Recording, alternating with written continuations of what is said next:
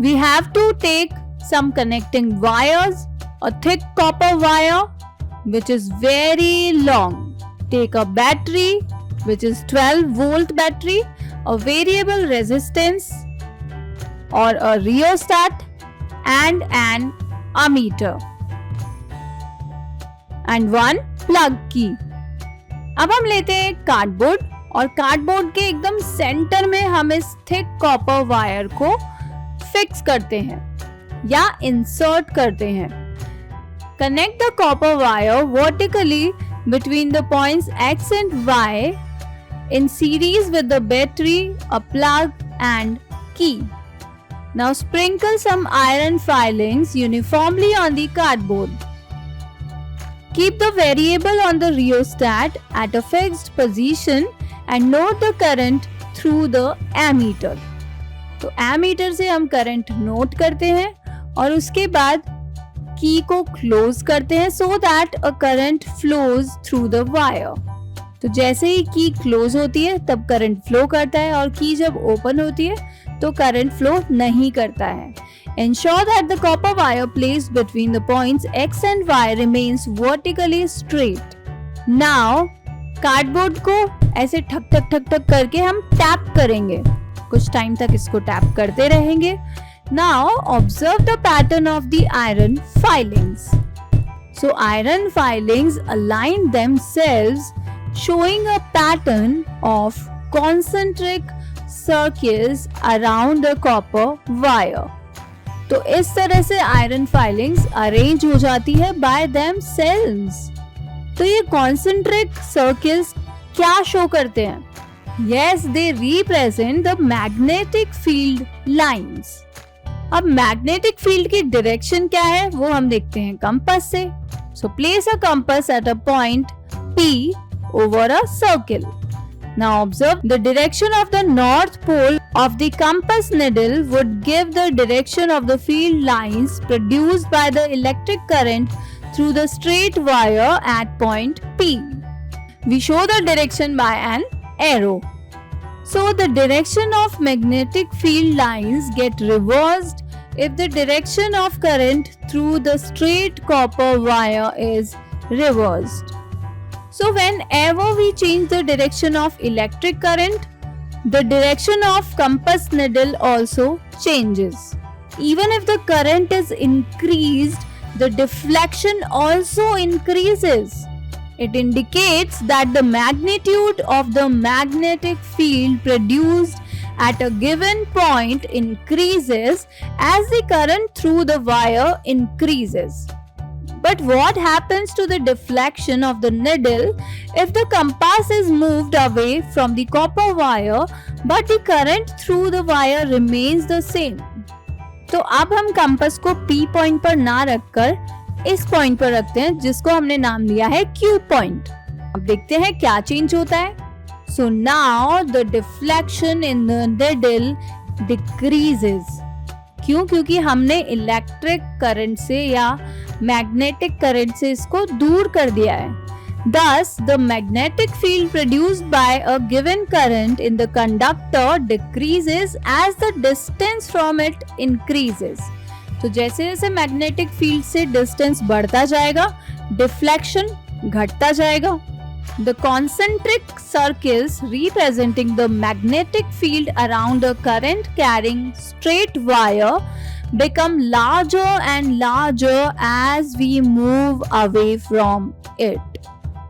तो जैसे जैसे मैग्नेटिक फील्ड कम होता जाता है वैसे वैसे ये कॉन्सेंट्रिक सर्कल्स जो कि मैग्नेटिक फील्ड से बनते हैं वो लार्जर होते जाते हैं. We already know that magnetic field is a quantity that has both direction and magnitude. But how can we find the direction of magnetic field? For that, we are going to use a right hand thumb rule. It is a very convenient way to find the direction of magnetic field which is associated with a current carrying conductor. तो जैसे कि आपको नाम से ही पता चल रहा है, राइट हैंड थंब रूल मतलब इसके लिए हमें चाहिए अपना राइट हैंड। तो हमें राइट हैंड को इस तरह की शेप देनी है। जो हमारा राइट हैंड का थंब है वो रहेगा ऐसे और बाकी की फिंगर्स रहेंगी फोल्डेड। तो ये थंब जो है वो दिखाता है करंट की डायरेक्शन और जो फिंगर्स हैं वो शो करती हैं मैग्नेटिक फील्ड की डायरेक्शन। तो अगर हमारी थंब की डायरेक्शन में एक वायर है जिसमें कि करंट फ्लो हो रहा है तो इस थंब की तरफ होगी इलेक्ट्रिक करंट की डायरेक्शन।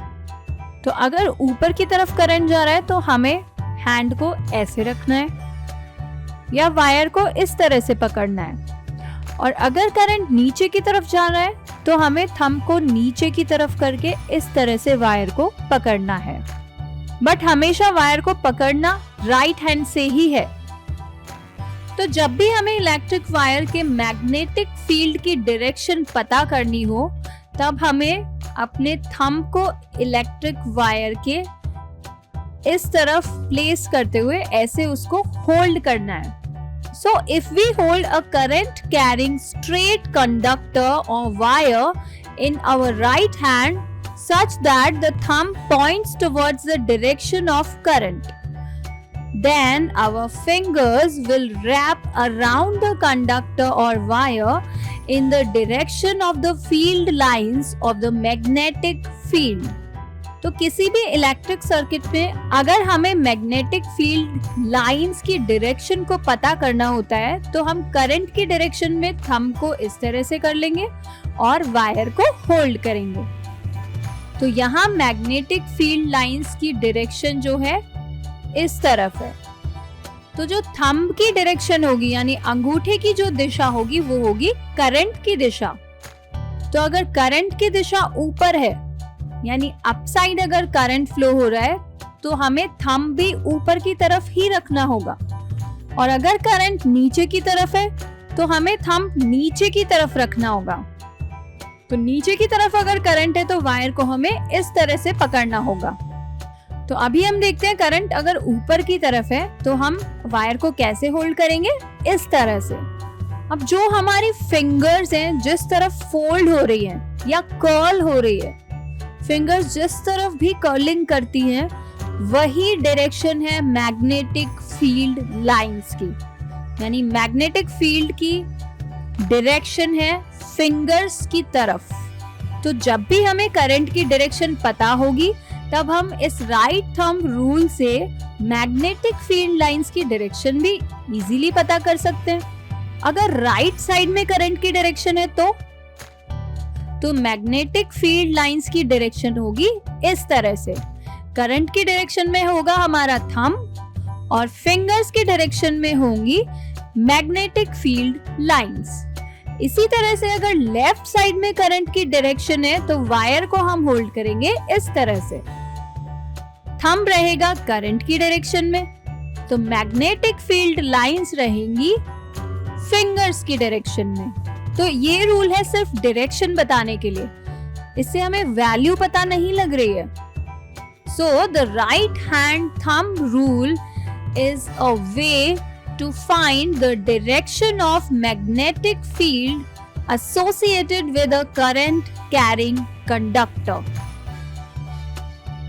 अब हम देखते हैं कि इलेक्ट्रिक सर्किट, अगर हम इस सर्किट को देखते हैं तो इस सर्किट में 4 टर्न है, वायर 4 बार टर्न हो रहा है। तो अगर हम A से B पॉइंट तक के वायर को देखते हैं तो करंट की डायरेक्शन क्या है, ये है। तो करंट की डायरेक्शन में अगर हम राइट हैंड के थंब को रखते हैं इस तरह से, यानी वायर को हम होल्ड करते हैं इस तरह से, तो मैग्नेटिक फील्ड की डायरेक्शन हमें इजीली पता लगती है। अब अगर यही करंट हम देखते हैं B से C पॉइंट तक तो हमें वायर को इस तरह से होल्ड करना पड़ेगा क्योंकि इलेक्ट्रिक करंट की डायरेक्शन इस डायरेक्शन में है, इसीलिए उसी सेम डायरेक्शन में होगा हमारा थंब। अब थंब है इस डायरेक्शन में और जिस डायरेक्शन में हमारे फिंगर्स है उस तरफ होगी मैग्नेटिक फील्ड लाइंस। इसी तरह से C से D पॉइंट की तरफ अगर हम चलते हैं तो इलेक्ट्रिक करंट है नीचे की तरफ, यानी थंब भी हमारा रहेगा नीचे की तरफ। तो वायर को होल्ड करके हम पता लगा सकते हैं कि मैग्नेटिक फील्ड लाइंस की डायरेक्शन क्या है। इसी तरह से D से A तक जब आते हैं फिर से, so our right hand should be placed like this. By grasping this wire, we can know the direction of magnetic field lines again. So magnetic lines are concentric circle. The direction of magnetic lines reverses as we reverse the direction of current. तो magnetic lines की जो direction है वो change होती है अगर current की direction change हो रही है तो, जैसे कि हमने इस इलेक्ट्रिक सर्किट में देखा है। जब जब इलेक्ट्रिक करंट की डायरेक्शन चेंज हो रही है तब मैग्नेटिक लाइंस की डायरेक्शंस भी चेंज हो रही है। So when current flows upward, direction of magnetic lines are anti clockwise. तो अगर हम इस केस को देखते हैं जिसमें कि करंट ऊपर की तरफ फ्लो हो रहा है, यानी हमारा हैंड इस तरह से रहेगा कि थंब हमारा अपवर्ड डायरेक्शन में हो, तब मैग्नेटिक लाइंस किस तरफ है, ये देखो एंटी क्लॉकवाइज, यानी मैग्नेटिक फील्ड लाइंस या मैग्नेटिक फील्ड जा रहा है एंटी क्लॉकवाइज डायरेक्शन में। But when current flows downward, then direction of magnetic lines are clockwise.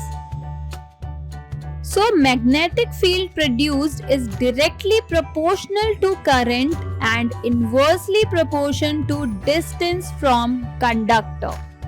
यानी वायर से जितना दूर हम जाते रहेंगे वैसे वैसे मैग्नेटिक फील्ड भी कम होता जाएगा। यानी मैग्नेटिक फील्ड जो है इनवर्सली प्रोपोर्शनल है डिस्टेंस से। किसके डिस्टेंस से? कंडक्टर के डिस्टेंस से। तो मैग्नेटिक फील्ड की जो इंटेंसिटी है, यानी जो ताकत है मैग्नेटिक फील्ड की, वो घटती जाएगी जैसे जैसे हम कंडक्टर से या वायर से दूर होते जाएंगे। और करंट के साथ मैग्नेटिक फील्ड बढ़ता जाएगा, यानी जहाँ करंट ज्यादा, वोल्टेज ज्यादा, वहाँ मैग्नेटिक फील्ड भी ज्यादा। जहाँ करंट कम, वहाँ मैग्नेटिक फील्ड भी कम।